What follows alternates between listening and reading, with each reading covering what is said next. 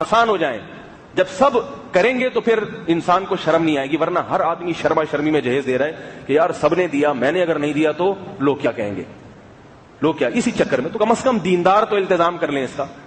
تو مولانا لوگ پھر وہ میرے پاس فون آتے ہیں لوگوں کے, وہ ہمارے ابا منع کرتے ہیں بھائی ان مولوی صاحب کے بیان میں نہ جایا کرو, یہ عجیب سی باتیں کرتے ہیں, یہ تو سارے ہمیشہ سے عجیب ہی سی باتیں کرتے آئے ہیں. پیغمبروں کی دعوتیں ماحول اور کلچر میں جو غلط چیزیں ہوتی ہیں اس کے مخالف ہوتی ہیں. تو بعض لوگوں کو یہ سمجھ میں آتی ہیں, بعض کو سمجھ میں نہیں آتی. تو فائدے کی باتیں شروع کر دیں. الحمد للہ نحمده ونستعینه ونستغفره ونؤمن به ونتوکل علیہ ونعوذ باللہ من شرور انفسنا ومن سیئات اعمالنا من يهده الله فلا مضل له ومن يضلل فلا هادي له ونشهد ان لا اله الا الله وحده لا شريك له ونشهد ان محمدا عبده ورسوله صلى الله تعالى عليه وعلى آله وأصحابه وبارك وسلم تسليما كثيرا كثيرا.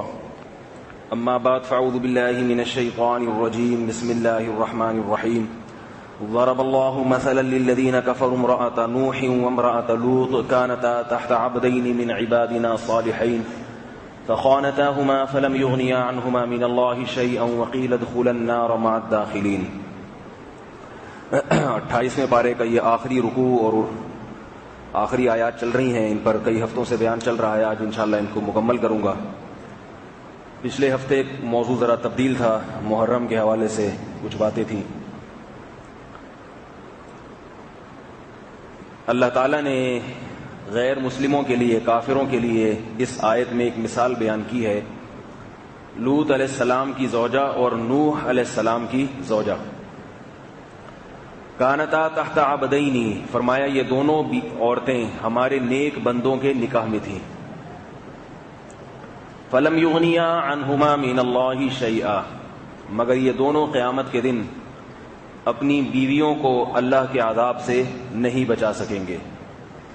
وقیل ادخلا النار, اور ان دونوں عورتوں سے کہا جائے گا کہ جہنم کی آگ میں داخل ہو جاؤ, مع الداخلین, جیسے دوسرے لوگ داخل ہو رہے ہیں. اس آیت میں ہمیں کیا اسباق ملتے ہیں, ان اسباق پر بیان چل رہا تھا کہ ماحول کی اہمیت سب سے زیادہ ہے. نوح علیہ السلام کی بیوی کافر کیوں تھی؟ اس لیے کہ اڑوس پڑوس کے سب لوگ کافر تھے. تو اس عورت نے اپنے شوہر کے معجزے بھی دیکھے, اپنے شوہر کا تقوی بھی دیکھا, اور 950 سال کی دعوت, 950 سال کی دعوت, یہ ساری چیزیں دیکھیں اور لوگ متاثر ہو رہے ہیں, لوگ ایمان قبول کر رہے ہیں, مگر بیوی پہ اثر نہیں ہو رہا. وجہ کیا ہے؟ یہ جو دنیا کی محبت ہے نا, دنیا کی محبت, یہ بڑی دلچسپ چیز ہے اور بڑی دلربا چیز ہے. اگر انسان موت کا تصور سامنے نہ رکھے تو اس سے بڑا فسادی دنیا میں پھر کوئی نہیں ہے. آج بھی یہ ہوتا ہے کہ بہت سے گھروں میں دین ہوتا ہے, شوہر دیندار ہے, بیوی اپنے شوہر کو بے وقوف سمجھنا شروع کر دیتی ہے. کئی کیسز ایسے سامنے آتے ہیں, شوہر نیک پرہیزگار ہے, داڑھی ہے, نماز پڑھتا ہے, زکوٰۃ دیتا ہے, جو بھی شریعت کے حکام ہیں, تو ماحول عورت کو یہ باور کراتا ہے کہ تمہارا میاں پرلے درجے کا بے وقوف ہے, حالانکہ اس کا میاں بہت سو سے 1000 گنا بہتر ہوتا ہے. مگر ماحول سے کون مراد ہے؟ اس خاتون کے ساتھ اٹھنے بیٹھنے والی دوسری خواتین.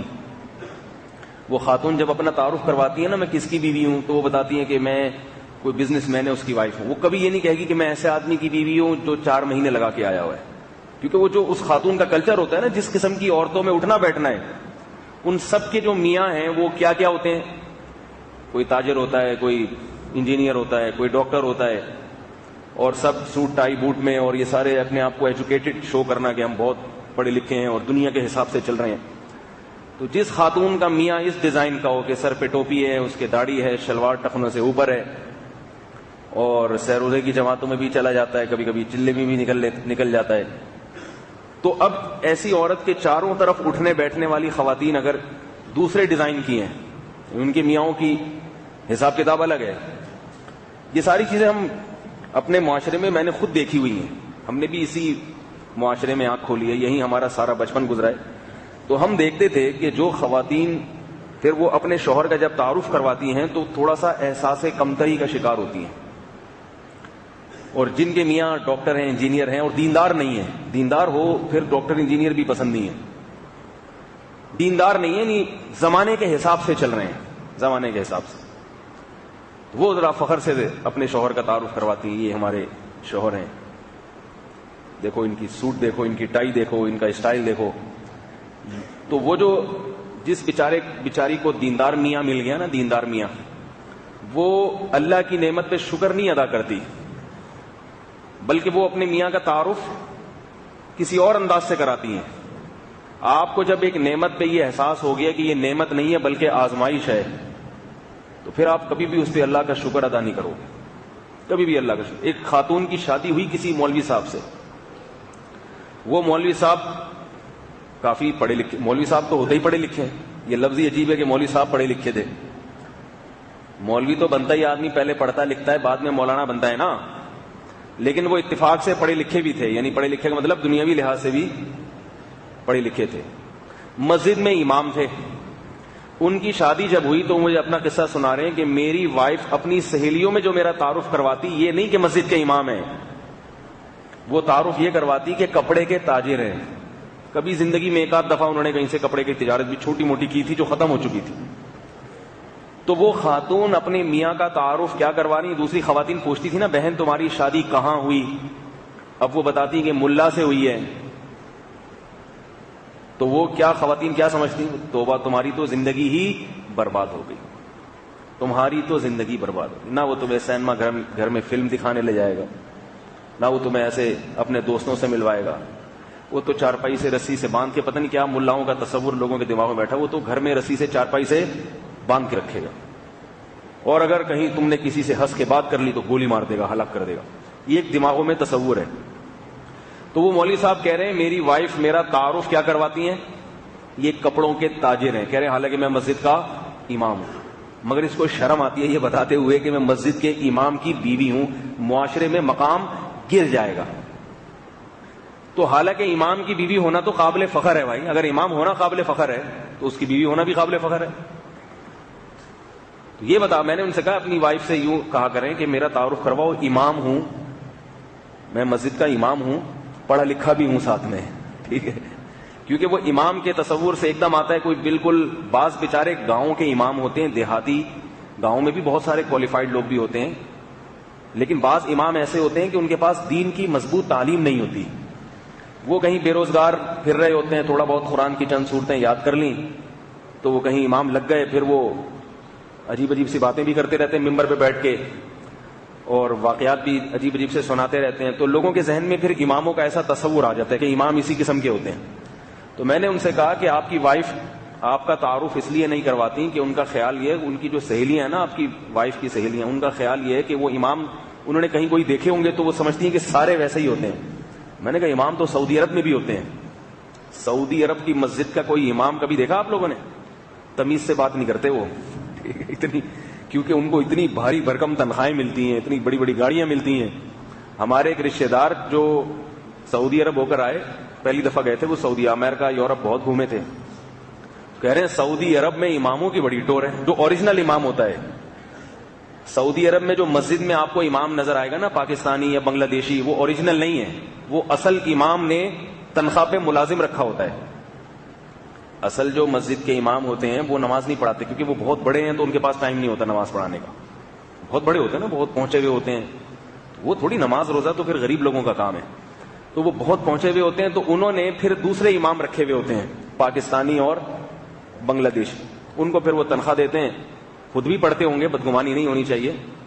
تو یہ پاکستانی داڑھی بھی ہوتی ہے ان کی, بنگلہ دیشی کی داڑھی بھی ہوتی ہے, جو اوریجنل امام ہوتا ہے اس کی داڑھی بھی نہیں ہوتی.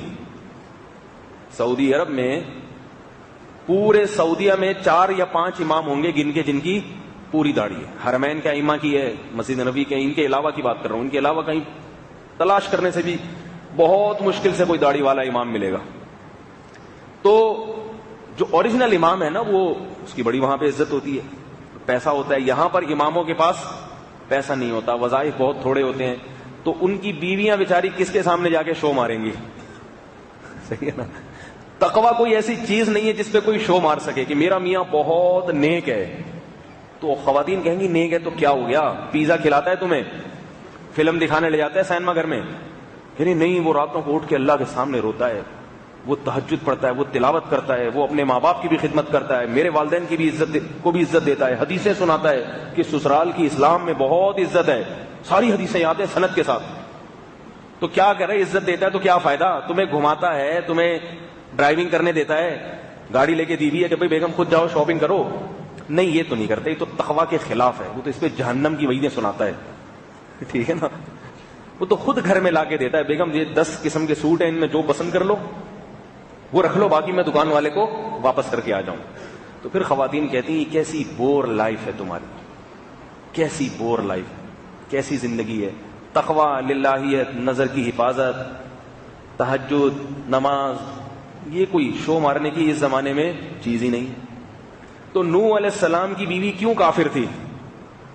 وہ اپنے میاں کی نبوت, اپنے میاں کا داعی ہونا, اللہ کا نیک بندہ ہونا, اس کی نظر میں ان چیزوں کی اس بیوی کی نظر میں کوئی ویلیو تھی نہیں.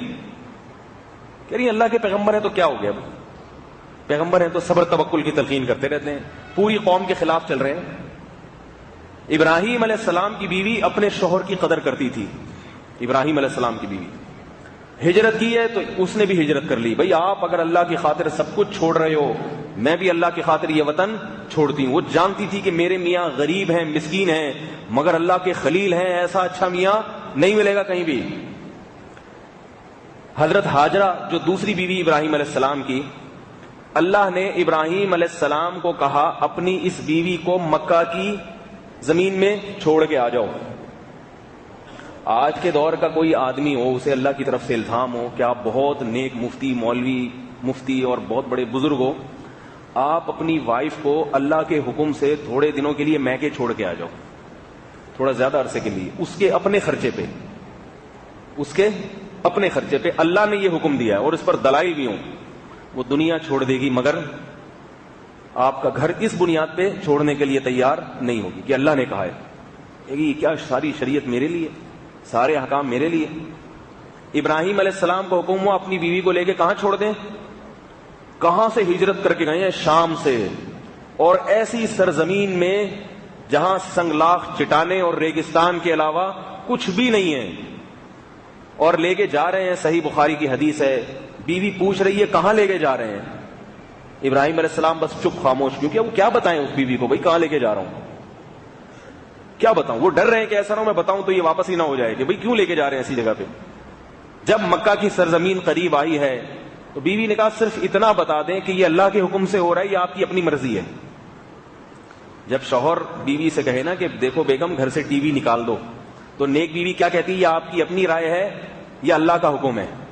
اگر وہ کہہ دے اللہ کا حکم ہے تو پھر شوہر کا حکم سمجھ کے نہیں بلکہ اللہ کا حکم سمجھ کے اس کو مان لینا چاہیے. اور اگر اپنا حکم دے رہا ہے تو اپنا کیوں دے رہا ہے بھائی, پھر اس میں ریزن ہو کہ بھائی کیوں اس کا, میرے ٹی وی دیکھنے سے آپ کو کیا تکلیف ہو رہی ہے, پھر یہ سوالات بجائے ہیں. لیکن اگر وہ اللہ کا حکم سنا رہا ہے تو پھر تو کوئی دوسرا آپشن ہی نہیں ہے, دوسرا سوال ہی نہیں ہونا چاہیے.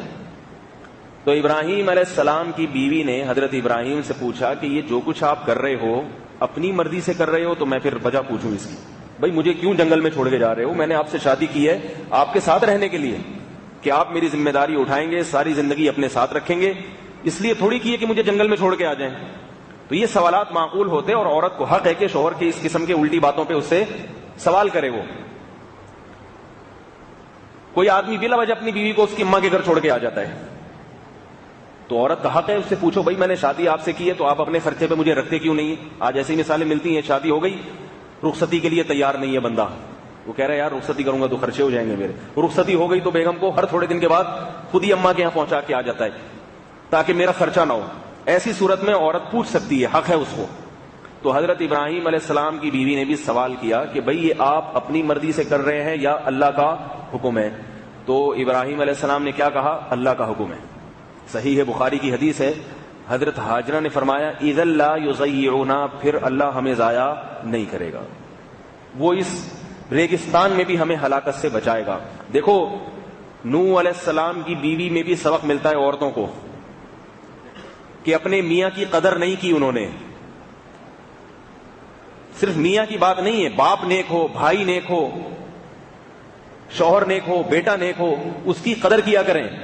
آج عورت کی نظر میں قدر کیا ہے؟ جس کے پاس پیسہ ہے اس کی قدر ہے، پیسہ نہیں ہے تو قدر نہیں ہے۔ شوہر اگر پیسے والا ہے، بہت اچھا، غریب ہو گیا کھلا لے لیں گی اس سے۔ بیٹا، 4 بیٹے ہیں، جو زیادہ پیسے کما کے لا رہے بہت اچھا، جو بیچارہ کے پاس روزگار نہیں ہے لیکن وہ نیک بہت ہے، اس کی ویلیو نہیں ہے گھر میں، وہ ہر وقت بیچارہ تانے سنتا رہتا ہے سارا دن، بے روزگاری کے تانے، پھر وہ نتیجتاً گٹکے پہ آ کے اس کا حساب کتاب ختم ہوتا ہے۔ جب وہ اتنی ٹینشن میں آتا ہے نا، پھر وہ یہ چیزیں شروع کر دیتا ہے۔ واقعات آتے ہیں کہ بھائی میں کیا کروں، مجھے جاب نہیں مل رہی تو میں کہاں جاؤں، یہ تو اللہ کے اختیار میں ہے نا، ملازمت مل جانا، رزق اللہ کے ہاتھ میں ہے۔ تو ماں باپ کو چاہیے اپنی اولاد میں جو نیک ہے اس کی زیادہ قدر کریں، دولت کو دوسرے نمبر پہ رکھیں۔ ہمیں ان آیتوں سے یہ سبق ملتا ہے، نیک کی قدر کریں، فرما برداری کی پہلے قدر کریں۔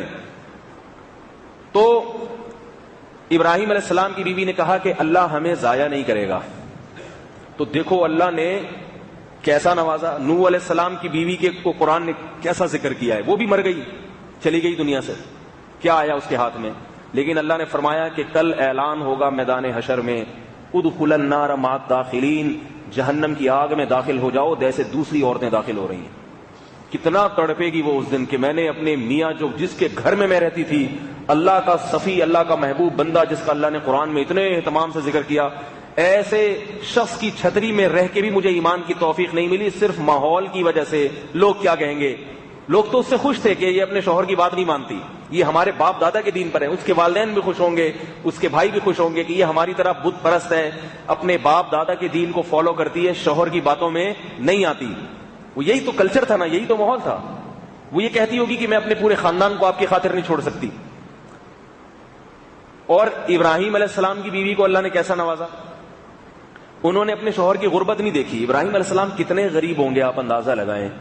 جو آدمی اپنا ملک چھوڑ کے ہجرت کرے، اس کے پاس نہ کوئی روزگار ہے، کچھ بھی نہیں، مگر صبر شکر کے ساتھ گزارا کر رہی ہیں کہ اللہ کے خلیل ہیں، اللہ کے دوست ہیں۔ تو اللہ نے کیسا نوازا۔ موت تو نوح علیہ السلام کی بیوی کی بھی ہو گئی، 1000 سال زندہ رہ کے دنیا سے گئی ہے وہ، اور ابراہیم علیہ السلام کی عمر تو اتنی نہیں تھی، وہی نارمل جیسے انسانوں کی عمریں ہوتی ہیں۔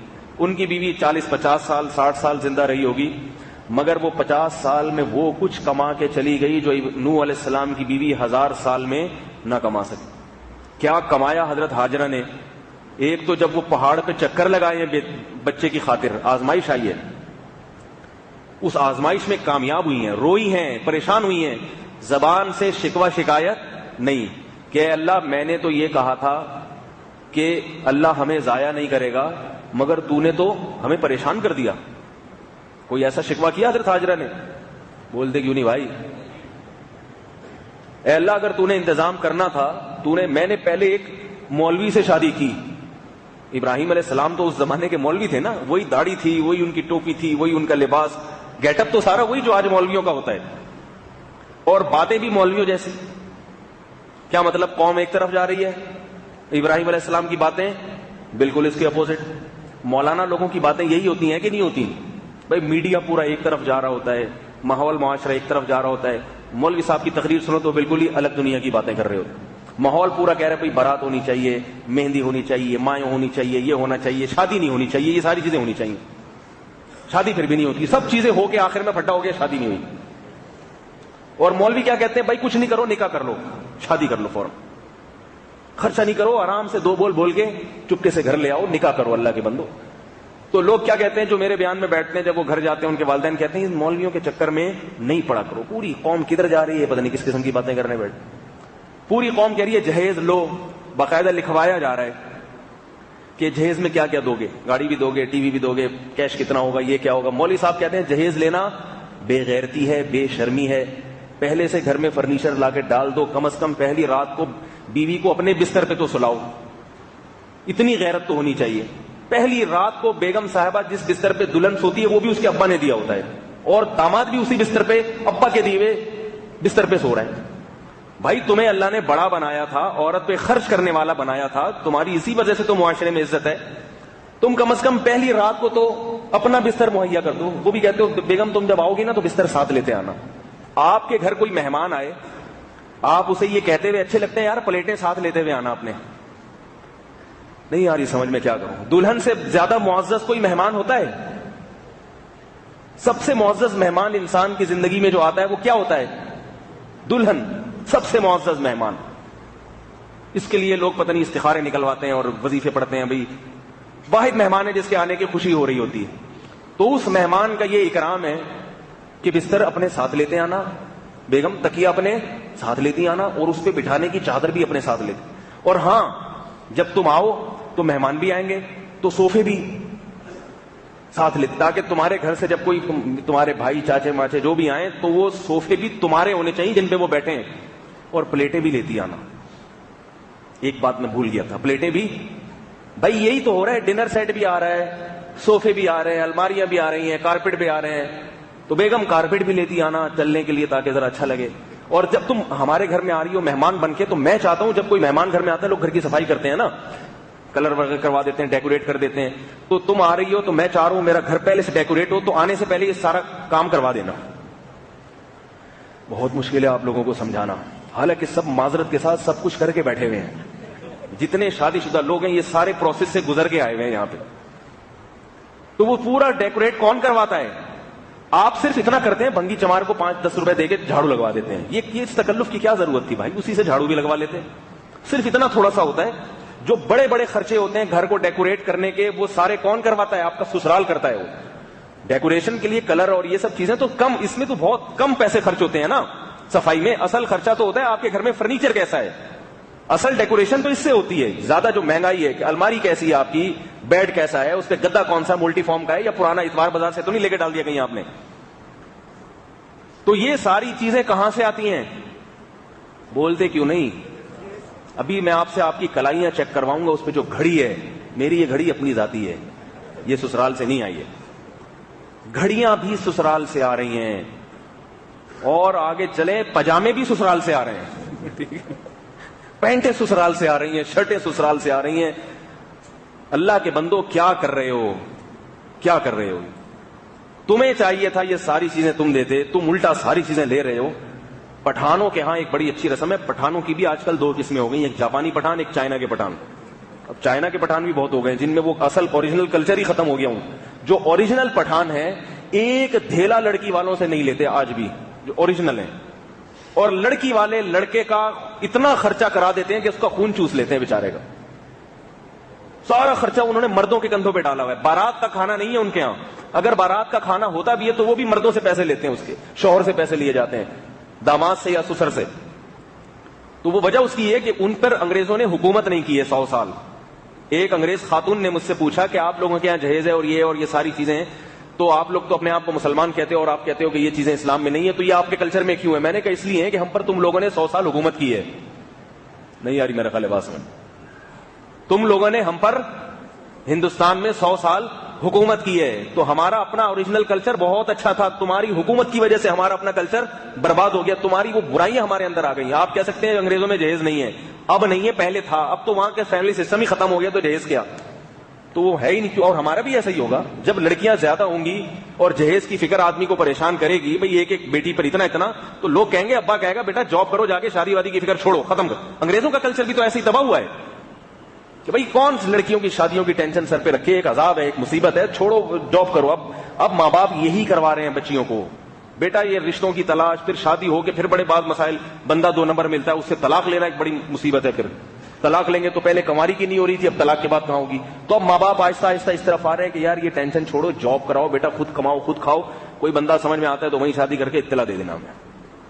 یہ سیٹ اپ آہستہ آہستہ بھی تھوڑا ہے, ابھی زیادہ نہیں ہے, لیکن اگلے چند سالوں میں یہی ہو جائے گا, کیونکہ ٹینشن کی, فکروں کی بھی ایک حد ہوتی ہے, اس کو اگر کنٹرول نہ کیا جائے تو پھر وہ کلچر برباد ہو جاتا ہے. تو اب مولانا لوگ کیا بولتے ہیں, بھائی یہ ناجائز ہے, بارات کا کھانا بولو نا بھائی ناجائز ہے, یہ جہیز لینا, صوفے اور یہ ساری ڈرامے بازیاں غیرت کے خلاف ہے, مایوں اور یہ ساری چیزیں جو ہوتی ہیں آج کل شادی بیاہ میں, بھائی ان سے خرچہ زیادہ ہوتا ہے, نکاح مشکل ہو جاتا ہے, اور پھر بے حیائی کتنی ہوتی ہے. آپ شادی اس لیے تو کر رہے ہیں کہ آپ کو دلہن مل رہی ہے, لیکن اس دلہن کو حاصل کرنے سے پہلے کتنی دلہنیں دیکھ لیتے ہیں, کیا کیا ہو رہا ہے, جوتا چھپائی ہو رہی ہے, سالیوں سے پھر فری ہو رہے ہیں, وہ سالیاں پیسے لے کے مانگ رہی ہیں, وہ جوتا دوں گی تو پیسے. اس میں مرد کو جوتا چھپانے میں چھپنے میں اتنا مزہ نہیں آ رہا ہوتا جتنا یہ لڑکیوں سے وہ گپے مار رہا ہوتا ہے اور دلچسپی لے رہا ہوتا ہے. شادی سے پہلے 10 شادیاں ہو چکی ہوتی ہیں اس کی. تو یہ سارا ڈرامے بازی. مولویوں کی کتنی خشک شادی ہوتی ہے. میری جب بھی شادی ہوئی ہے کچھ کوئی انٹرٹینمنٹ نہیں, چلو 1 دفعہ ہوتا ہے 2 دفعہ ہوتا ہے, جب بھی شادی ہوئی ہے ایسے گئے ہیں, کوئی سالی بھی سامنے نہیں آئی, نہ کوئی اس کی کزن ہے, نہ کوئی ایسے انٹرٹینمنٹ.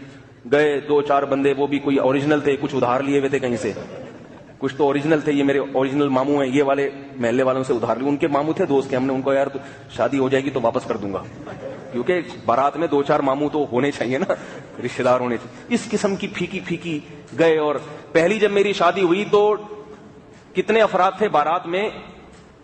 میرے بڑے بھائی تھے, بھابھی, میں اور میری والدہ, یعنی 2 مرد 2 عورتیں, یہ 4 افراد تھے بارات میں. اور یہ بھی جاتے ہوئے تھے, واپسی پہ بھائی اور بھابھی الگ چلے گئے, میں اور والدہ اور دلہن ساتھ. تو واپسی پہ کتنے آدمی؟ 3 افراد.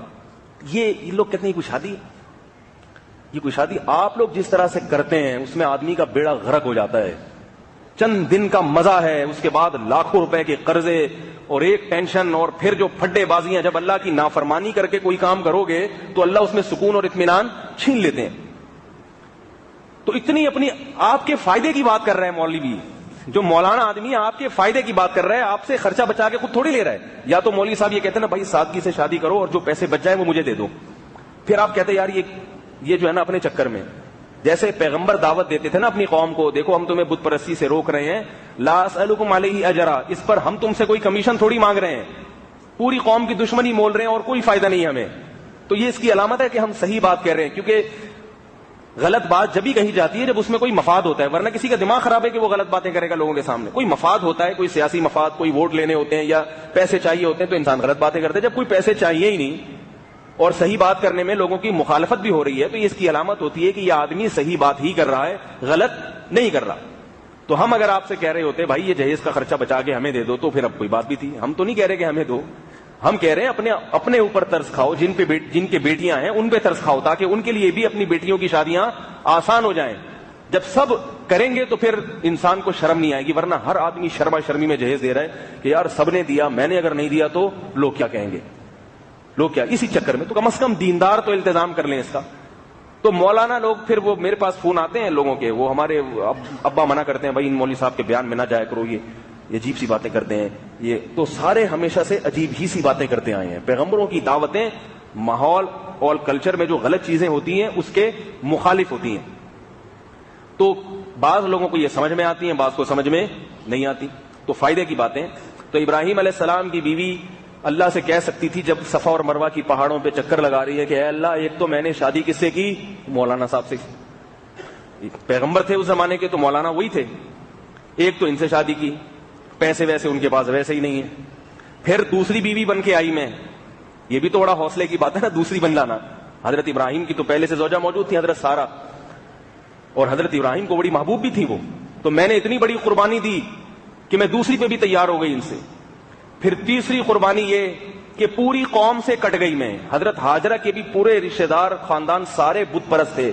میں نے اپنے شوہر کی دعوت پر لبیک کہہ کر ایمان قبول کیا. پورا ماحول کلچر ایک طرف ہو اور شوہر کا مذہب الگ ہو, یہ خود بہت بڑی قربانی ہوتی ہے, ورنہ عورت اپنے باپ دادا کے دین کو نہیں چھوڑتی. تو تیسری قربانی میں نے یہ دی. اس کا مجھے صلہ کیا ملا کہ مجھے جنگل میں چھوڑ کے آیا جا رہا ہے, جنگل میں چھوڑ کے. اور میری جو کزنیں ہیں وہ دیکھو, وہ تو اسی کلچر میں ہیں, وہ کیا کیا کھا بھی رہی ہیں, پی بھی رہی ہیں اور موج مستیاں ہو رہی ہیں. ان کے تو میاں ان کو سینما گھروں میں فلمیں دکھانے لے کے جا رہے ہیں, اور میں ایسے کچھ بھی نہیں, اور قربانیوں پہ قربانیاں, قربانیوں پہ قربانیاں.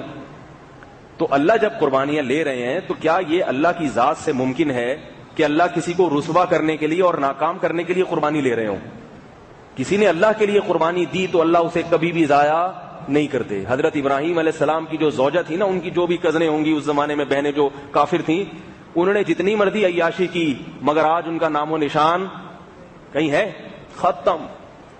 کفر پہ موت ہوئی جہنم کی آگ کے حوالے، جہنم کی آگ کے حوالے. کیسا آخرت کا عذاب ہے. دنیا میں بھی ناکام، کیونکہ اصل سکون دینداری کے بغیر ملتا نہیں ہے. یہ تو دیکھنے کے ایک وہ ہوتے ہیں چسکے، اصل سکون نہیں ملتا. تو ابراہیم علیہ، اور یہ بھی ایک بات بتا دوں، یہ جو مولویوں کے بارے میں اتنا معاشرے نے بنا کے میڈیا نے کہا کہ یہ پیسے رسیوں سے بیویوں کو باندھ دیتے ہیں اور یوں کر دیتے ہیں، یہ سب غلط ہے. ایسا نہیں ہوتا، اتنا کوئی پاگل نہیں ہوتا اور اتنا کوئی شکی مزاج نہیں ہوتا کہ وہ اتنا زیادہ، اگر کوئی کر رہا ہے تو وہ خود اس کا اپنا فالٹ ہے. یہ بعض لوگوں کے اپنے دماغ میں فالٹ ہوتا ہے تو وہ پہلے سے اسی فالٹ کے ساتھ مولوی بن جاتے ہیں. پہلے سے ایک آدمی پاگل ہے تو وہ مولوی بن کے بعد وہ تو پاگل کا پاگل ہی رہے گا نا. بعض خواتین کے فون آتے ہیں، ہم نے اپنی بیٹی کی شادی ایک مولانا سے کی، وہ تو ایسا ہے، وہ تو ایسا ہے، وہ تو ویسا ہے. میں نے ان سے کہا کہ بھئی آپ نے جب اس کو دیکھا تھا کہ یہ مولانا ہے تو پہلے یہ دیکھا تھا یہ تمیز کا آدمی بھی ہے یا نہیں ہے؟ کہہ رہی نہیں، ہم نے تو دیکھا مدرسے میں پڑھا ہے. تو میں نے کہا مدرسے میں تو کسی کو بھی داخلہ مل جاتا ہے، چور بھی ہوتے ہیں مدرسے میں. یہ نہیں کہ مدرسے والے چور ہوتے ہیں، مگر چور مدرسوں میں بھی داخل ہو جاتے ہیں. مدرسوں میں عجیب عجیب قسم کی، وہ کوئی لیبارٹری نہیں ہے مدرسے میں کہ وہ اس سے گزارتے اور پتہ چل جاتا ہو کہ یہ بندہ اندر سے شریف ہے یا خراب ہے. اور دنیا میں کہیں بھی کوئی ایسی لیبارٹری نہیں ہے. یہ تو بعد میں جا کے پتہ چلتا ہے کون کیا ہے جب معاملات پڑھتے ہیں. تو ابراہیم علیہ السلام کی بیوی نے اتنی قربانیاں دی، اتنی قربانیاں دی. پھر ایک بہت بڑی آخری قربانی کیا کہ اپنا وطن چھوڑ دیا، سب رشتے دار چھوڑ دیے جنگل میں. اب اور اللہ پہ اعتماد کیا. اب اس اعتماد کا صلہ کیا مل رہا ہے؟ بچہ بھوک سے بلک رہا ہے اور وہ صفا اور مروہ کی پہاڑیوں پہ دوڑ لگا رہی ہیں، رو رہی ہیں، پریشان ہو رہی ہیں. بچے کی حالت برداشت نہیں ہو رہی، مگر زبان سے شکایت کا ایک لفظ بولو بھائی نہیں آ کہ اللہ میں تو پھنس گئی تیرے نبی سے شادی کر کے. میں تو یہ سمجھا تھا کہ مجھے یہ کچھ ملے گا اور وہ کچھ ملے گا، مجھے کچھ بھی نہیں مل رہا. پریشانی. 7 چکر آسان نہیں ہے. وہ بڑی بڑی تو گھس گھس کے چھوٹی ہو گئی وہ پہاڑیاں. اس زمانے میں تو بہت اونچی تھی وہ پہاڑیاں. 7 چکر اور آگے جا نہیں رہی ہیں، کوئی درندہ نہ کھا لے بچے کو.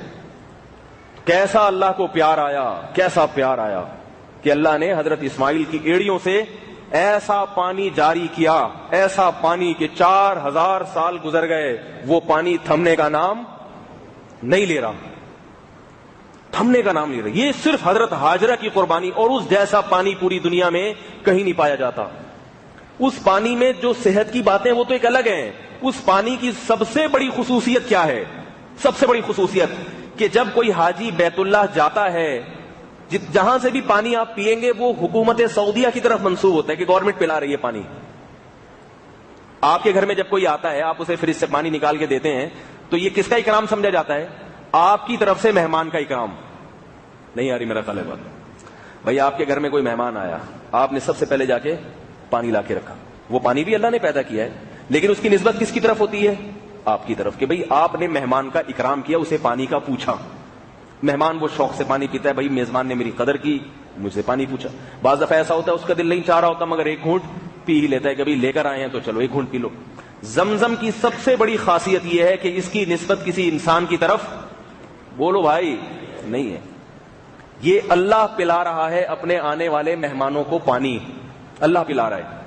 کسی نے بڑی پیاری بات کی، حکمت کی کہ زمزم سادہ پانی کیوں ہے، مٹھاس کیوں نہیں ہے اس میں، اور کوئی ایسا خاص اس میں وہ جوس کیوں نہیں؟ اللہ چاہتے تو جوس بھی نکال سکتے تھے نا، دودھ کی نہر نکال سکتے تھے. بھئی اللہ نے اپنی قدرت کا کرشمہ دکھانا ہی تھا تو ذرا کوئی اور اچھی چیز نکال دیتے. سوال سمجھ میں نہیں آ رہا تو جواب کہاں سے سمجھ میں آئے گا؟ بھئی آپ کے گھر جب کوئی مہمان آتا ہے تو پانی تو سب سے کم درجے کی چیز ہے. آپ اس سے جو پوچھتے ہیں بھئی ٹھنڈا چلے گا یا گرم، تو ٹھنڈے سے مراد کیا ہوتا ہے؟ Cold drink. ٹھنڈے سے کیا مراد ہوتا ہے؟ اور گرم سے چائے.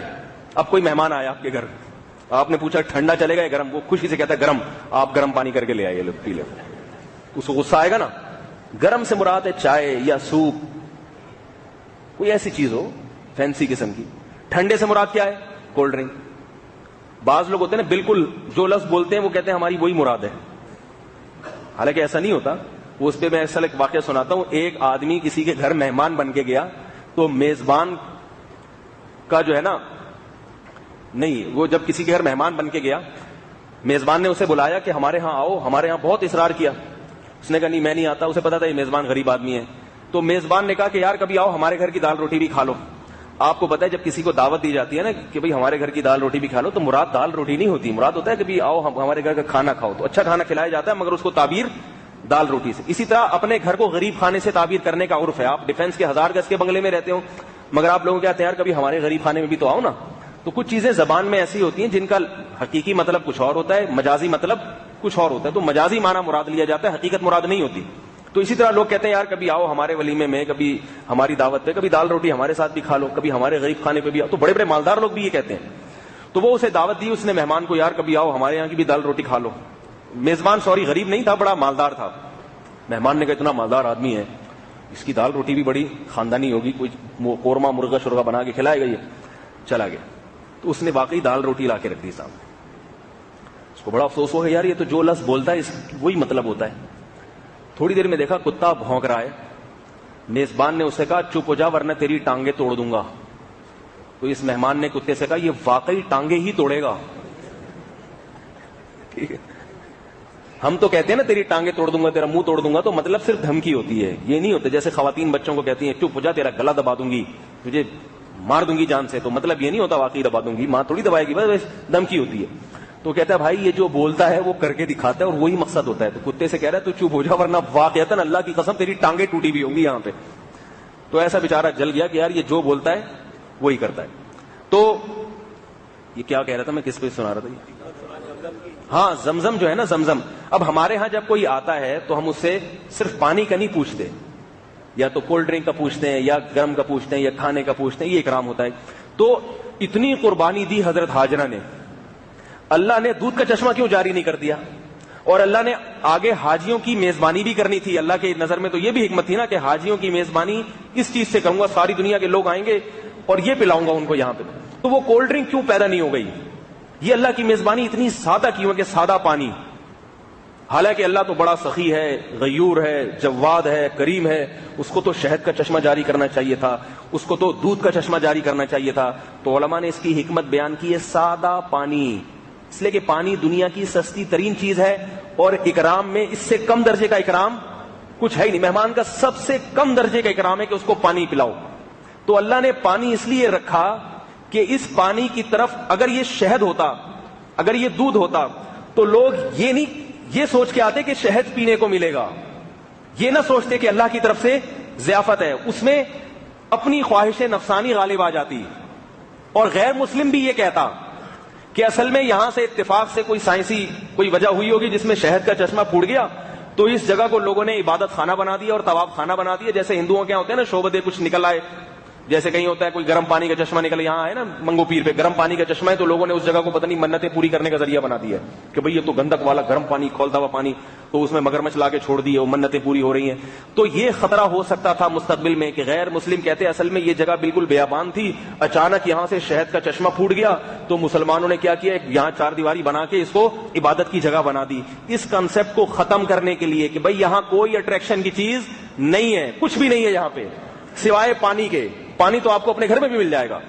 تو اب اس پانی کو اگر کوئی پیے گا تو صرف اس شوق سے کہ یہ پانی کے پانی ہونے کو نہیں دیکھے گا, وہ یہ دیکھے گا اس کا پلانے والا کون ہے اور اس کی نسبت کس پانی کی طرف ہے. تبھی نبی صلی اللہ علیہ وسلم نے فرمایا کافر کبھی پیٹ بھر کے زمزم نہیں پیتا, حدیث کا مفہوم ہے, اور مسلمان ہمیشہ پیٹ بھر کے زمزم پیتا ہے, پیٹ بھر کے. حالانکہ پیٹ بھر کے وہ چیز پی جاتی ہے جس میں کوئی ذائقہ ہو. پانی تو جب پیا جائے گا جب پیاس ہو, لیکن نبی نے کیا فرمایا, مومن کو پیاس ہو یا نہ ہو زمزم جب پیتا ہے تو پیٹ بھر کے, کیونکہ مومن کی نظر میں اس کی ذائقے کی ویلیو ہی نہیں ہے. بھئی میں اس لیے تھوڑی پی رہا ہوں کہ یہ میٹھا ہے یا اس میں دودھ ہے یا اس میں کیلشیم ہے, اس میں طاقت ہے, میں تو اس لیے پی رہا ہوں کہ یہ پلانے والا کون ہے, اللہ کی ذات ہے. یہ اللہ کی طرف منسوب ہے کہ اللہ نے اپنے مہمانوں کے لیے اس سے تواضع کی ہے. سمجھ میں آیا کہ کیوں سادہ پانی کیوں رکھا ہے اس میں یہ ایک تصور ختم کر دیا جائے. اس کی مثال ایسے ہے جیسے آپ کو کوئی بزرگ ہدیہ دیں, اگر وہ ہدیہ قیمتی ہوگا تو آپ اس کی قدر کرو گے. اب یہ نہیں پتا چلے گا کہ آپ اس کی جو اتنی قدر کر رہے ہو اس کے قیمتی ہونے کی وجہ سے کر رہے ہو یا جنہوں نے ہدیہ دیا ہے ان سے محبت کی وجہ سے کر رہے ہو. اس میں آپ کے نفس کی آمیزش شامل ہو جائے گی. ہوگی کہ نہیں ہوگی؟ آپ کو کسی نے 5000 کا نوٹ دے دیا, اب آپ غریب آدمی تھے, آپ اس 5000 کے نوٹ کو چوم رہے ہو, آنکھوں پہ لگا رہے ہو. لوگ پوچھتے ہیں بھائی اتنی محبت کیوں؟ آپ کہہ رہے ہیں یار حضرت جی نے دیا یہ. تو لوگ یقین کریں گے, بولیں گے یار 5000 کا نوٹ تو اگر کوئی بھنگی بھی دیتا تو اس کو تو ایسے ہی آنکھوں پہ لگایا جاتا ہے, یہ حضرت جی کا تو نام خامخواہ میں استعمال کیا جا رہا ہے.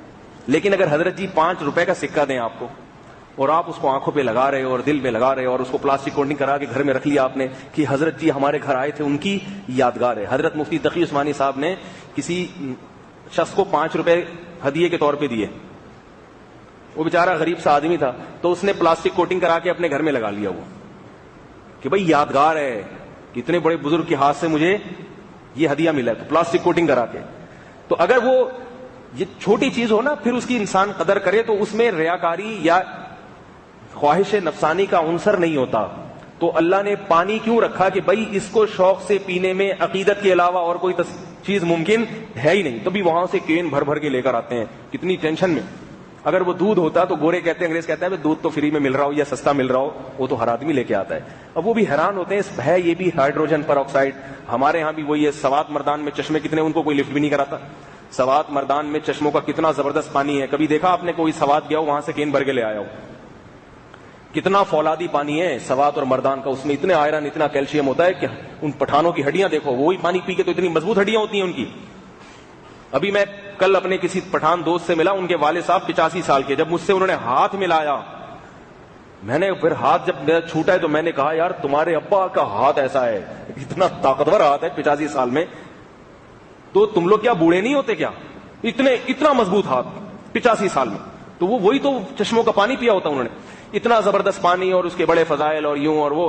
مگر آج تک کبھی ایسا نہیں ہوا کہ کوئی سوات جا رہا ہو تو ہم کہیں یار میرے لیے ایک کین بھر کے لے آنا, یہ 4 گلاس میرے لیے بھی لیتے آنا, وہیں رکھنا, وہیں پی کے آ جانا, بتا دینا کہ میں نے اتنا اچھا پانی پیا. بس اس سے زیادہ جنرل نالج کی بھی ہمیں ضرورت نہیں ہے. لیکن حاجی جب جاتا ہے تو بھائی میرے لیے بھی ایک کین, پپو کا فون آتا ہے بیٹا میرے لیے بھی ایک کین لے, چاچا کا آتا ہے یار میرے لیے تو کچھ لایا نہیں تو وہاں سے.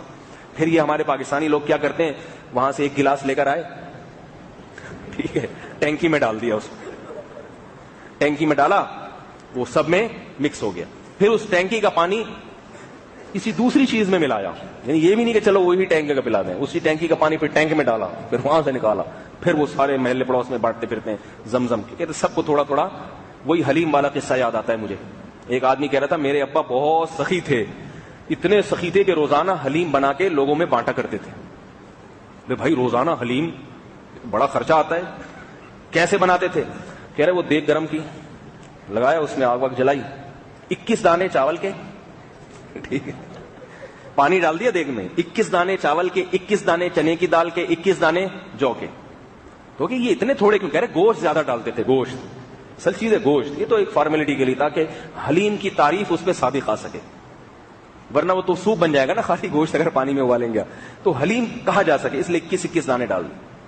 بہت سخی تھے, گوشت پھر زیادہ ڈالتے. گوشت کیسے؟ 40 کلو گوشت. تو اگلے نے سنتے کہ ابے اتنا 1 من گوشت دیگ میں آئے گا کیسے؟ تو بہت سخاوت ہے. کہہ رہے سنو تو صحیح, 40 کلو گوشت پرچے پہ لکھا اور پرچہ ڈال دیا اندر. سمجھ آ رہی ہے؟ 40 کلو گوشت پرچی پہ لکھا اور پرچی ڈال دی, اسی سے ذائقہ آ جاتا ہے. تھوڑا سا پرچی کا بھی, تعویذ کا بھی تو اثر ہوتا ہے نا, پرچی پہ 40 کلو گوشت پرچی ڈال. تو اس طرح سے حلیم بناتے تھے. تو اسی طرح ہمارے ہاں زمزم بٹتا ہے. زمزم اس میں نہیں ہوتا, اس میں وہ ایک دفعہ کا ذکر ہے, کوئی زمزم لایا ہوتا ہے, پھر وہ ٹینکی میں گیا ہوتا ہے, پھر وہاں سے پتہ نہیں کہاں کہاں پروسیس سے گزر کے ہم خوش ہو رہے ہیں جی زمزم آیا. لیکن پھر بھی کچھ نہ کچھ, جیسے ہومیوپیتھک دوا ہوتی ہے نا, اس کو پروسیس سے گزارا جاتا ہے, آخر میں کہتے ہیں اس کی روح باقی رہتی ہے, مادہ ختم ہو جاتا ہے اس میں سے. تو ایسی زمزم بھی اسی پروسیس سے گزر رہا ہے. تو حضرت ہاجرہ نے قربانی دی, کیسا نوازا اللہ نے, پانی کا چشمہ پیدا کر دیا, اور 4000 سال گزر گئے, اتنا پیا جا رہا ہے. اندازہ لگاؤ, قرآن میں جو آتا ہے نا, ہم نے جب پڑھا جب ہم مدرسے میں طالب علم تھے, کہ اللہ نے قرآن میں فرمایا فیہ آیاتم بینات, جب تم مسجد حرام میں آؤ گے, مکہ میں آؤ گے, یہاں اللہ کی قدرت کی بڑی بڑی نشانیاں دیکھو گے. تو ہم کہتے ہیں یہاں کیا نشانی ہے قدرت؟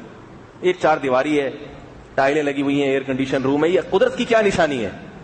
پھر پتہ چلتا ہے وہاں جا کے سب سے پہلی نشانی جو سامنے آتی ہے وہ زمزم کی آتی ہے. بھائی اتنی پبلک پی رہی ہے, اتنی پبلک, اور وہ ٹینکوں میں 24 گھنٹے بھر بھر کے مدینہ بھی جا رہے ہیں.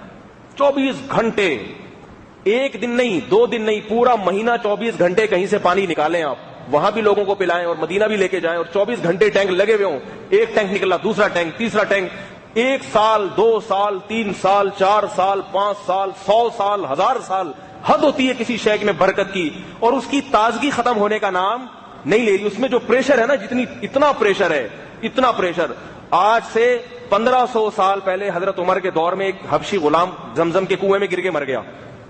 صحابہ نے سوچا کہ بھائی چلو اس غلام کو نکالو, پھر سارا پانی نکال دیں گے تو کنواں پاک ہو جائے گا. مسئلہ یہی ہے کہ اگر ایسے کوئی گر کے مر جائے تو سارا پانی نکال دو. حضرت عمر نے حکومتی ذرائع استعمال کیے کہ سارا پانی نکال دوں, نہیں نکل کے دیا. جتنا نکالتے تھے کنواں دوبارہ اتنا بھر جایا کرتا تھا. صحابہ پریشان ہو گئے کہ پانی نکالے کیسے, تو اتنا اس میں پریشر ہے, اس پانی کے اندر اتنا پریشر ہے. تو اور پھر اللہ نے حضرت ہاجرہ کو کیا انعام دیا کہ بھئی تم نے قربانی, حضرت ہاجرہ نے جو اپنے شوہر کے لیے قربانی دی وہ اصل میں شوہر کے لیے نہیں تھی بلکہ کس کے لیے تھی؟ نیک شوہر کا انتخاب یہ بھی تو اللہ کے لیے ہوتا ہے نا, یہ بھی تو اللہ کے, پھر اس کے ساتھ گزارا کرنا, صبر و شکر کرنا, یہ بھی کس کے لیے؟ اللہ کے لیے. تو کیسا اللہ نے نوازا کہ اللہ نے کہا کسی پیغمبر کا بھی حج قبول نہیں ہوگا جب تک وہ صفا اور مروہ پہ حضرت ہاجرہ کی طرح دوڑ نہیں لگائیں گے. اب اگر کوئی کافر دیکھے نا تو وہ حیران ہوتا ہے, بھائی یہ صفا مروہ پہ یہ کیا کر رہے ہیں, یہاں سے جہاں تک آرام سے جاتے ہیں ایک دم دوڑنا, یہ کون سی عبادت ہے؟ عبادت تو ہوتا ہے رکوع کرو, سجدہ کرو, تسبیح پڑھو, یہ عبادت تو سمجھ میں آتی ہے. یہ کون سی عبادت ہے؟ 5 لاکھ روپے خرچ کر کے گئے ہیں اس کام کے لیے, یہاں تک آرام سے آؤ, یہاں دوڑ کے جاؤ. بڑے بڑے اچھی شخصیتیں جو کبھی دوڑی نہیں ہے, ہمیشہ وقار کے ساتھ چلیں, وہ بھی وہاں جا کے ایک دم دوڑنا شروع کر دیتے ہیں, اور جیسے ہی دوسری گرین پٹی آتی ہے فوراً اپنی رفتار آہستہ.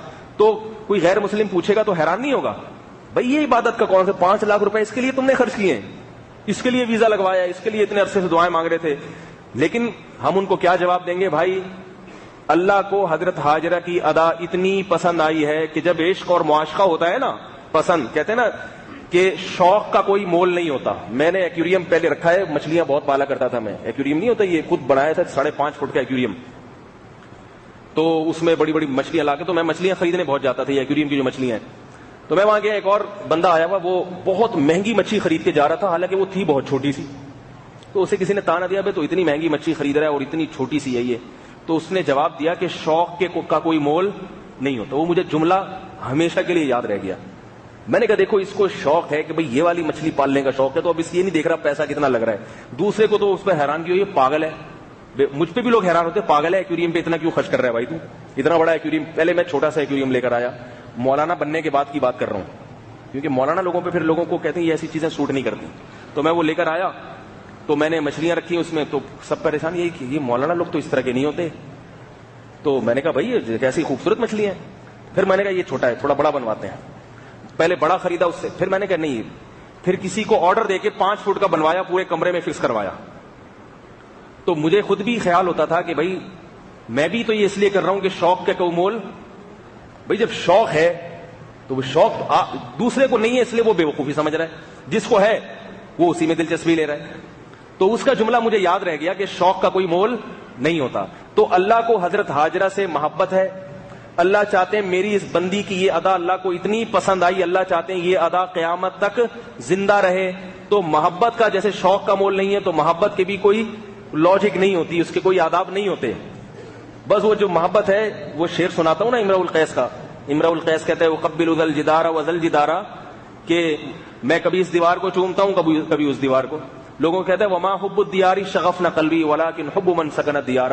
لوگوں میں اتنا بے وقوف نہیں ہوں کہ دیواروں سے محبت ہے, ان دیواروں کے پیچھے میرا محبوب رہتا ہے. اور وہ پہلے زمانہ تھا, موبائل اور مس کال کا سیٹ اپ نہیں تھا, تو ان دیواروں ہی کو میں باتیں کر کے اور ان دیواروں کو ہی چوم کے میں خوش ہو جاتا ہوں کہ چلو محبوب سے ملاقات نہیں ہو رہی, دیواروں تو محبوب کی دیواریں تو نظر آ رہی ہیں نا. تو وہ لوگوں کو بتاتے کہ بے وقوف نہیں ہوں, ورنہ دیواروں میں کیا رکھا ہے بھائی. تو محبت ہے تو اس کی چیزوں سے محبت. تو اللہ کو حضرت ہاجرہ سے محبت تھی کہ بھئی اس نے میرے لیے قربانی دی, تو حضرت ہاجرہ کی اداؤں سے محبت ہو گئی, اور اللہ نے تھوڑا تڑپایا, پریشان کیا. کیوں؟ ہمارے اکابر فرمایا کرتے تھے کہ بعض دفعہ جب انسان کو کسی سے محبت ہوتی ہے تو اسے تھوڑا سا پریشان کر کے بھی انسان خوش ہوتا ہے, بشرطے کہ اس پریشانی کا بعد میں اس کا متبادل دینے والا ہو. اس کی مثال حدیث میں ملتی ہے. ایک بوڑھی عورت آئی نبی صلی اللہ علیہ وسلم کے پاس, عرض کیا کہ یا رسول اللہ کیا میں جنت میں جاؤں گی؟ اب آپ صلی اللہ علیہ وسلم کو ان بوڑھی صحابیہ سے محبت تھی نا, تو تھوڑا سا مزاح کیا, تھوڑا سا پریشان کیا ان کو. تو آپ صلی اللہ علیہ وسلم فرمایا کہ بوڑھی عورتیں جنت میں نہیں جائیں گی, یہ کہا اور آپ صلی اللہ علیہ وسلم تشریف لے گئے. اب وہ رو رہی ہے, میں جنت میں تو جنت میں نہیں جاؤں گی. بعد میں آپ صلی اللہ علیہ وسلم کے پاس آئی تو آپ نے فرمایا کہ جوان ہو کے جاؤ گی, مطلب یہ کہ جاؤ گی مگر بڑھاپے میں نہیں, جوان ہو. تو یہاں بھی علماء نے لکھا ہے کہ نبی صلی اللہ علیہ وسلم نے اس سے ایسا مزاح کیوں کیا جس سے بیچاری کو اتنی تکلیف ہوئی کہ رونے لگی وہ. بھائی مزاح تو کسی کو خوش کرنے کے لیے کیا جاتا ہے, کسی کو پریشان کرنے کے لیے تھوڑی کیا جاتا ہے. تو اس کا جواب بھی علماء نے دیا ہے کہ بعد میں اس عورت کو جو خوشی ہوئی, اگر شروع میں اس تکلیف میں نہ ڈالا جاتا تو وہ جو بعد میں خوشی ہوئی وہ والی خوشی نہ ہوتی. نہیں آ رہی بات سمجھ؟ اگر شروع میں ہی بتا دیتے کہ نہیں جاؤ گی, یوں بتا دیتے نا آپ صلی اللہ علیہ وسلم کہ نہیں تم جنت میں نہیں جاؤ گی, وہ کہتے کیوں, آپ اس لیے کہ جوان ہو گئے, تو ایک سیکنڈ کا غم ہوتا پھر خوشی ہو جاتی. تھوڑا سا آپ صلی اللہ علیہ وسلم نے انہیں پریشان ہونے دیا, تھوڑا سا رونے دو, پریشان ہونے دو, پھر بعد میں بتاؤں گا تو ڈبل خوشی ہوگی. تو انسان کو جس سے محبت ہوتی ہے بعض دفعہ اسے پریشان کر کے بھی خوش ہوتا ہے, بشرطے کہ اس پریشانی کے بعد خوشی دینے والا ہو. تو اللہ چاہتے حضرت ہاجرہ کو جیسے ہی وہاں چھوڑ کر گئے ابراہیم علیہ السلام, اللہ اسی وقت وہاں چشمہ پیدا کر دیتے, لیکن اللہ نے تھوڑا سا آزمایا, بھائی تھوڑا گھومو, تھوڑا چکر لگاؤ, مایوس ہو جاؤ اسباب کی دنیا میں, پھر پیدا کروں گا. تو اللہ نے کیوں اس سنت کو زندہ کیا؟ اللہ کو حضرت ہاجرہ سے محبت. اب اس کی کسی کافر کی سمجھ میں لاجک نہ آئے تو بھائی تمہیں لاجک سمجھ میں اس لیے نہیں آ رہی کہ تمہیں حضرت ہاجرہ سے محبت نہیں ہے, نہ تمہیں اللہ سے محبت نہ تمہیں ہاجرہ سے محبت. تمہیں کیا پتا ہاجرہ کون ہے, تمہیں کیا پتا ابراہیم علیہ السلام کون تھے, تمہیں کیا پتا اللہ کیا ہوتا ہے, اس لیے تمہاری سمجھ میں نہیں آئے گی. تم پہلے اللہ کی محبت پیدا کرو, اللہ کے پیغمبروں سے محبت پیدا کرو, تو بغیر سمجھائے یہ چیزیں تمہیں خود بخود سمجھ میں آنا شروع ہو جائیں گی. تم خود چاہو گے کہ مجھے وہ جگہ دکھاؤ جہاں حضرت ہاجرہ چلی تھی. تمہیں مفتی منع کریں گے بھائی یہاں دوڑنا سنت نہیں ہے, اگر بالفرض سنت نہ ہو, پھر بھی تم کوشش کرو گے میں تھوڑا سا دوڑ لوں, محبوب کی نقل اتار لوں تھوڑا سا. تو یہ کس بنیاد پہ صلہ ملا حضرت ہاجرہ کو؟ ماحول کی مخالفت کی اور اپنے نیک شوہر کی, بولو بھائی, قدر کی. اور نوح علیہ السلام کی بیوی کو کیوں عذاب ہوا؟ ماحول کو فالو کیا, کلچر, اور اپنے پیغمبر شوہر کی مخالفت کی. تو خواتین جو اپنے ماحول کو پہلے ترجیح دیتی ہیں, گھر میں باپ یا بھائی دین کی بات کرتا ہے اسے بے وقوف سمجھتی ہیں, تو ان کو بھی اپنا انجام سوچ لینا چاہیے.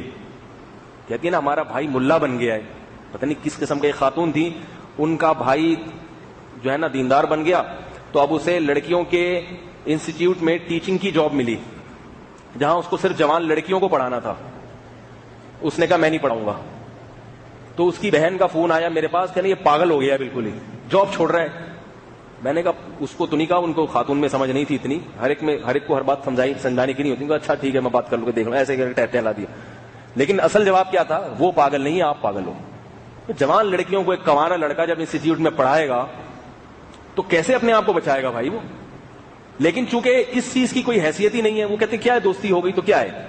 بہن اگر کہہ رہی ہے کہ بھائی میں دوستی ہوگی تو کیا ہے, اس میں کوئی نقصان تھوڑی ہے. دنیا کا نقصان نہیں ہے لیکن آخرت کا بہت زیادہ نقصان, آخرت میں سوال ہوگا اللہ تعالیٰ.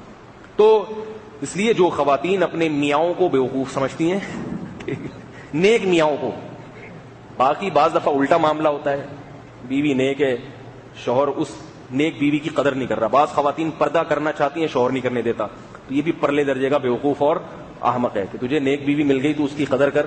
ذمہ داری تو تیری تھی کہ تو اس کو نیک بناتا, مگر وہ گریوی میں اللہ نے نیک بنا دی. اصل میں ذمہ داری کس کی ہے؟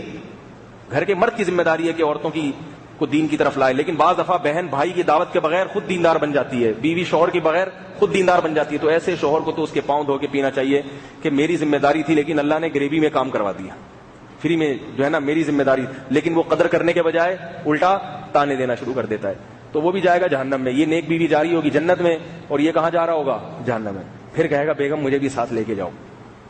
تو وہ جواب میں وہی کہے گی جو اللہ نے قرآن میں بتایا ہے کہ انی ظننت انی ملاق حسابیہ. جنتی کہے گا بھائی مجھے یقین تھا کہ میرے حساب و کتاب سے میری ملاقات ہونے والی ہے, ان سب قربانیوں کا اللہ بدلہ دے گا, تمہیں یقین نہیں تھا. تو تمہارے جو یقین تھا وہ آج تمہارے سامنے, مجھے جس بات کا یقین تھا وہ آج میرے سامنے. تو اللہ تعالی ہم سب کو نیک لوگوں کی قدر کی توفیق عطا فرمائے, اور نیکی کی قدر کی, دینداری کی قدر کی توفیق عطا فرمائے. کیونکہ دینداری پہ سکون دنیا کا ملتا ہے, چاہے ظاہری طور پر دنیا نہ بھی ملے, لیکن آخرت کی ہمیشہ ہمیشہ کی کامیابی.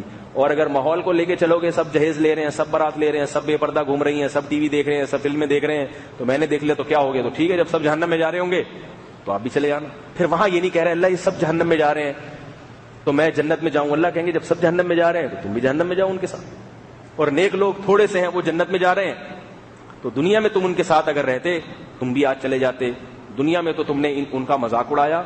قرآن میں ایک چیز کو اللہ نے بیان کیا کہ کنتم منہم تضحکون، تم ہنسا کرتے تھے ان کو دیکھ کے، ہنسا کرتے تھے، مذاق اڑایا کرتے تھے. انی جزیتہم الیوم بما صبروا، آج دیکھو ان کے صبر کا میں نے کیسے بدلہ دیا ہے. تو اس لیے اپنے آپ کو ایک طرف کر دینا چاہیے، دینداروں میں ہو یا بے دینوں میں. دینداری کا یہ مطلب نہیں کہ پھر کوئی غلطی نہ ہو سکے. دینداروں سے محبت کرو، دینداروں جیسا بننے کی کوشش کرو. زبان سے کہا کرو بھائی یہ باتیں صحیح کرتے ہیں، ماحول اور معاشرہ غلط طرف لے کے جا رہا ہے، زبان سے بولو. پھر ان جیسا بننے کی کوشش کرو. پھر اگر کوئی کوتاہی ہو جائے تو انسان ہے. دیندار کا یہ مطلب نہیں ہوتا کہ آپ سے کبھی کوئی کوتاہی ہوگی نہیں، وہ تو ہر ایک سے ہو سکتی ہے، تو توبہ کرو. اور بے دین کا مطلب کہ آج کل کے جو بے دین ہیں، جو بے دینی کو پسند کرتے ہیں، بے پردہ عورتیں صرف یہ نہیں کہ پردے کو پسند نہیں کرتی، پردے سے نفرت کرتی ہیں. وہ یہ ماحول بنتا چلا ہے. نوح علیہ السلام کی بیوی اپنے شوہر کی دعوت سے نفرت کرتی تھی، وہ کلچر کو پسند کرتی تھی. تو نظریاتی طور پر تو کم از کم اپنی اصلاح کریں نا. نظریاتی اعمال تو بعد میں ہے، نظریہ ہی درست نہیں ہے. دینداروں کو بیوقوف سمجھا جا رہا ہے اور بے دینوں کو عقل مند سمجھا جا رہا ہے. آپ اگر خدا نخواستہ موسیٰ علیہ السلام کے دور میں ہوتے تو پھر تو حضرت موسیٰ اور ان کے ماننے والوں کو معاذ اللہ بیوقوف سمجھتے، اور فرعون کو کیا سمجھتے؟ عقل مند. کیونکہ دنیا تو فرعون کے پاس تھی، حکومت بھی اس کے پاس، پیسہ بھی اس کے پاس، جو چاہتا کر گزرتا. موسیٰ علیہ السلام تو بیچارے غریب تھے، مسکین تھے، غلام قوم میں پیدا کیا اللہ نے ان کو. تو اسی طرح جیسے اس دور میں حقیقت میں کامیاب موسیٰ علیہ السلام تھے، حالانکہ ان کو چاہنے والے کم تھے، تو اس دور میں بھی حقیقت میں کامیاب وہی ہوں گے جو دین پر چلنے کی کوشش کرتے ہیں، چاہے وہ تھوڑے ہی کیوں نہ ہو. اللہ تعالیٰ سمجھنے کی، عمل کرنے کی توفیق عطا فرمائے. سبحانک اللہم و بحمدک، نشہد ان لا الہ الا انت، نستغفرک ونتوب الیک. پرچہ دیا کسی نے، داڑھی کو رنگ سکتے ہیں، مہندی لگا سکتے ہیں. جی ہاں، بہتر ہے. حضرت ابو بکر رضی اللہ تعالیٰ عنہ کے والد جب نبی صلی اللہ علیہ وسلم کے پاس آئے، فتح مکہ کے بعد ایمان قبول کیا، تو ان کی داڑھی اور سر کے بال بالکل سفید تھے. تو آپ صلی اللہ علیہ وسلم نے حضرت ابو بکر کو فرمایا کہ ان کی داڑھی کو کے رنگ کو تبدیل کر دو، وجتنبوا السواد، مگر کالا رنگ نہ لگاؤ. تو علماء نے اس سے استدلال کیا ہے کہ داڑھی کو مہندی لگانا یا جو آج کل کلر آ رہے ہیں مختلف قسم کے، وہ لگانا افضل ہے، سمجھ رہے ہیں. لیکن کالا رنگ 40 سال کے بعد جائز، بولنے بھائی، 40 سال کے بعد کالا رنگ جائز نہیں ہے. صرف ایک دو صورتوں میں گنجائش ہے 40 سال کے بعد بھی کالا رنگ. ایک میدان جہاد میں دشمن پہ روب ڈالنے کے لیے. سمجھ میں نہیں آ رہی بات؟ بھائی آپ جائیں گے، دشمن سے لڑائی ہو رہی ہے میدان جہاد میں، وہ آپ کے سفید بالوں کو دیکھے گا یہ تو بوڑھا ہو گیا، تو وہاں اجازت ہے کالا رنگ لگا کے جاؤ. اور اگر کسی کی 40 سال کے بعد شادی ہو رہی ہے کسی بالکل جوان لڑکی سے، تو وہ جو اپنے شوہر کو دیکھنا چاہتی ہے ذرا زینت میں، تو ایسے موقع پہ بھی بعض فقہاء نے گنجائش دی ہے کہ وہ بھی، آپ لوگ کے پاس تو یہ آپشن نہیں ہے، میرے پاس یہ آپشن الحمدللہ، آپشن کی حد تک بات کروں، باقی میں نہیں کہہ رہا کہ میں کچھ کر رہا ہوں، آپشن ہے میرے پاس، آپ لوگ کے پاس یہ آپشن نہیں ہے. تو اگر کسی آدمی کی نکاح ہو رہا ہے اور وہ بیوی کی کا مطالبہ ہے کہ بھائی میں بالکل جوان ہوں، تو میں چاہتی ہوں میرا میاں بھی کسی محفل میں جائے تو دیکھنے میں کیا لگے، بالکل ینگ لگے، تو ایسے موقع پہ بھی بعض فقہاء نے اجازت دی ہے کہ ایسی بیوی کو خوش کرنے کے لیے کالا رنگ داڑھی میں یا سر کے بالوں میں لگا سکتے ہیں. یہ میں اس لیے ڈیٹیل اتنی بتا رہا ہوں کہ یہ مطلق نہیں ہے. بعض لوگ اس کو یوں بیان کرتے ہیں بھائی بیوی کو خوش کرنے کے لیے بھی کالا رنگ لگا سکتے ہیں. بیوی بھی 60 سال کی ہے اور بیوی کو خوش کرنے کے لیے نانا ابو کالا رنگ لگا رہے ہیں، تو بھائی بیوی ابھی اس عمر میں بیوی کو ان چیزوں سے تھوڑی دلچسپی ہوتی ہے. تو وہ ایک چیز ایسے بیان کی جاتی ہے کہ بعض لوگ اس کا ناجائز فائدہ اٹھاتے ہیں، وہ اور بیوی کی خواہش بھی نہیں ہوتی، وہ بیچاری بوڑھی ہو گئی، 50 سال ہو گئے یا 60 سال ہو گئے، اس کی خواہش بھی نہیں ہے کہ میرا، وہ اب اس کی الگ خواہشات ہیں کہ بھائی میرا میاں نیک ہو، شریف ہو، گھر میں وقت دیا کرے. اب اس کو اس سے تھوڑی ہوتا ہے، اس نے محفلوں میں تھوڑی ملوانے کی یہ میرے میاں ہیں، دیکھو کتنے ینگ ہیں، سب کو پتا ہے بھائی کھانس رہے ہیں بات بات پہ، اور جو ہے وہ کمر جھک گئی اور یہ سب چیزیں نظر آ رہی ہیں سب کو.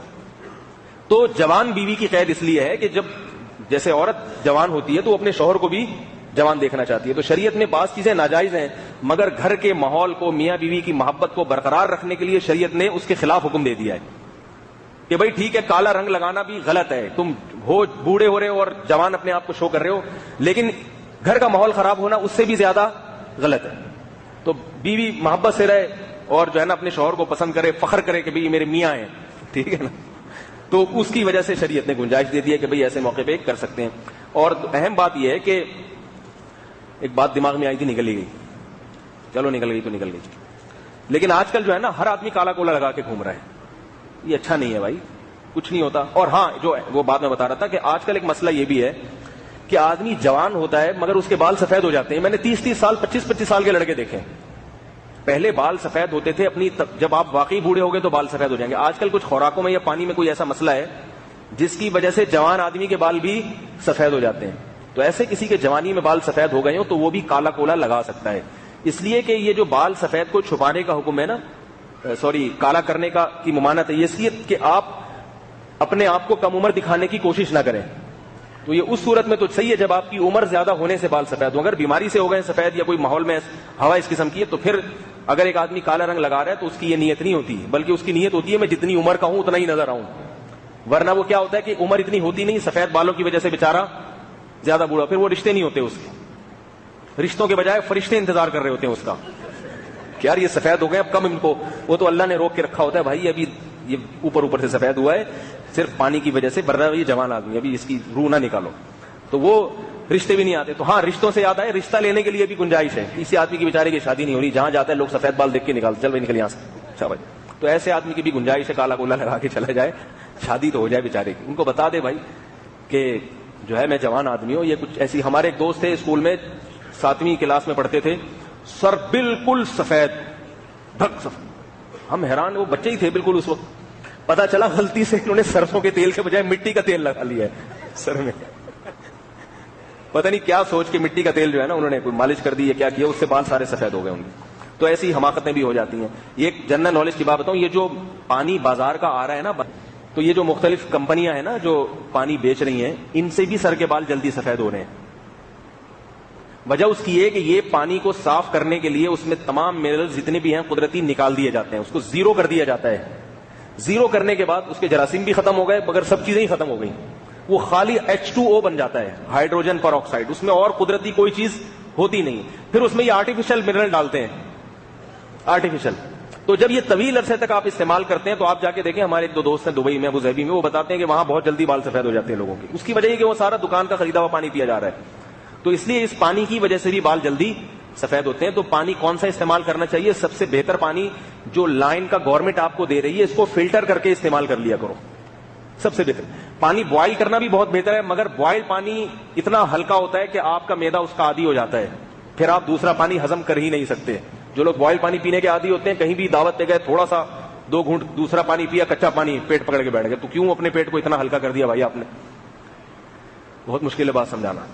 وہ عادی، پھر وہ مسئلہ ہوتا ہے کہ وہ پھر پیٹ دوسرے پانی کو قبول ہی نہیں کرتا ہے، پھر اتنا نازک بن جاتا ہے کہ ہمارے ایک صاحب ابھی بیمار ہوئے.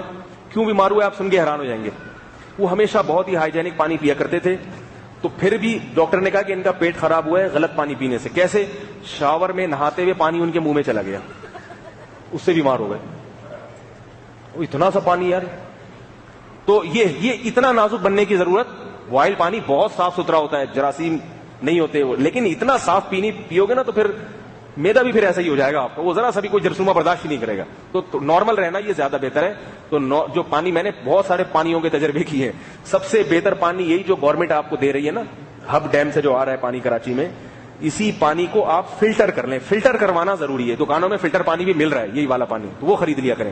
فلٹر کرنا اس لیے نہیں ضروری کہ اس میں سے ریت بجری نکل جائے، اس میں سے کتے بلی اور مینڈک نکل جائیں. آپ ہب کا پانی جا کے دیکھو، اتنا گندا ہے، اس میں کتے بھی نہا رہے ہیں، اس میں بلیاں بھی ہیں، اس میں پتہ نہیں چمگادڑیں بھی مری ہوئی پڑی ہوئی ہیں، کبوتر بھی مرے پڑے ہوئے ہیں، اور کیا کیا ہے. تو یہ سارے کتے ایسے تو نہیں ہوتے، ظاہر ہے وہ تحلیل ہو جاتی ہیں، ان کی بوٹیاں، ان کے آنتے وانتے اور یہ ساری چیزیں. تو فلٹر کرنے سے کیا فائدہ ہوتا ہے؟ آپ کہیں گے پانی کی خصوصیات بیان کر رہا ہوں، یہ کیا کر رہا ہوں؟ یہ صرف اس لیے بتا رہا ہوں کہ اس کو فلٹر کرنا بہرحال بہت ضروری ہے. ایسے ہی پیئیں گے تو بیمار ہو جائیں گے، اتنا گند ہوتا ہے اس پانی کے اندر. تو فلٹر کرنے سے وہ سارے کتے بلی مینڈک ایک طرف رہ جاتے ہیں اور ہمیں پانی مل جاتا ہے. اتنی خوشی کی بات ہے یا نہیں ہے؟ یہ صاف پانی پینے کو ملتا. تو یہ سب سے بہتر پانی ہے. اچھا بھائی، رسول اللہ صلی اللہ علیہ وسلم نے فرمایا جس کا میں مولا ہوں علی اس کے مولا ہیں. یہ حدیث صحیح ہے کہ نہیں پتہ نہیں، مجھے اس کی تحقیق نہیں ہے. تو حضرت علی کی فضیلت بذات خود تو ثابت ہے. حاجات کی، شکرانے کی یا ایصال ثواب کے نفل ہوتے ہیں اور یہ نفل پڑھ سکتے ہیں؟ ہاں پڑھ سکتے ہیں. کیا دنیا میں وقت رکا ہے؟ جیسے معراج کے موقع پر سنا وقت رکا ہے، کیا اس کے علاوہ بھی کبھی وقت رکا ہے؟ معراج کے موقع پر تو ہے کہ نبی صلی اللہ علیہ وسلم راتوں رات 7 آسمانوں کی سیر کر کے آئے اور اللہ نے وہ تھوڑے وقت میں اتنا لمبا سفر کرا دیا. اس کے علاوہ بعض روایتیں ہیں مگر وہ موضوع ہیں. جیسے کہا جاتا ہے حضرت بلال کے لیے وقت رک گیا، اور اذان جب حضرت بلال کی آنکھ کھلی ہے تو پھر سورج، یہ غلط ہے. اور بھی اس طرح کے کوئی واقعات بیان کیے جاتے ہیں کہ سورج رک گیا اور ایسے ہو گیا، کہیں بھی کسی مستند روایت سے ثابت نہیں ہے. سبحانک اللہم و بحمدک، نشہد ان لا الہ الا انت، نستغفرک و نتوب الیک.